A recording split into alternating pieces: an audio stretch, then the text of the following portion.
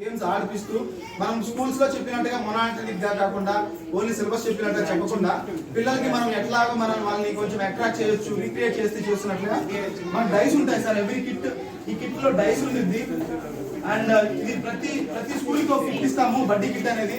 ఆ కిట్ లో డైస్ ఉంటాయి. మనకి లాడర్ అండ్ స్నేక్స్ మీకు తెలిసే ఉంటుంది. దీంట్లో good habits and bad habits అని ఉంటుంది. మన బ్యాడ్ హ్యాబిట్స్ మనం పాము నుంచి మీరు ఆడే ఉంటారు కదా సార్, వైకుంఠ పని and very innovative soap making sir. And it's very effective also. మనం డెటాల్ సోప్ ని ఎట్లయితే వాడతామో లేదా వేరే యాంటీసెప్టిక్ సోప్ ఎట్లయితే వాడతామో ఎంత ఎఫెక్టివ్ గా ఉంటుందో ఇది కూడా అంతే ఎఫెక్టివ్ గా ఉంటుంది.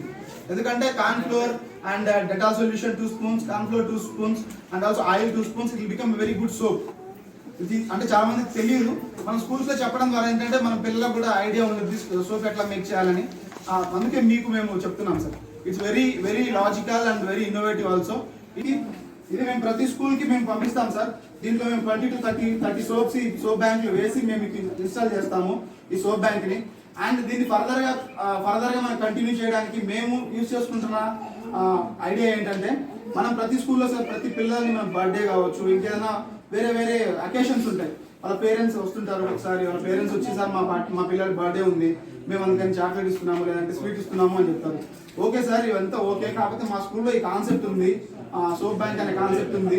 మీ తరఫున మీ పిల్లడి బర్త్డే ఒక అకేషన్ ని పురస్కరించుకొని మాకు ఒక soap 10 rupees soap sir. 10 rupees soap is enough sir. ఇక్కడ కాన్సెప్ట్ ఏంటంటే that is for inculcating the hand hygiene. అందులో బ్యాంక్ లో మనం ఎట్లా డబ్బులు దాచుకుంటామో అలాగా ఈ సోప్ బ్యాంక్ లో సోప్ దాచుకుంటారు పిల్లలు.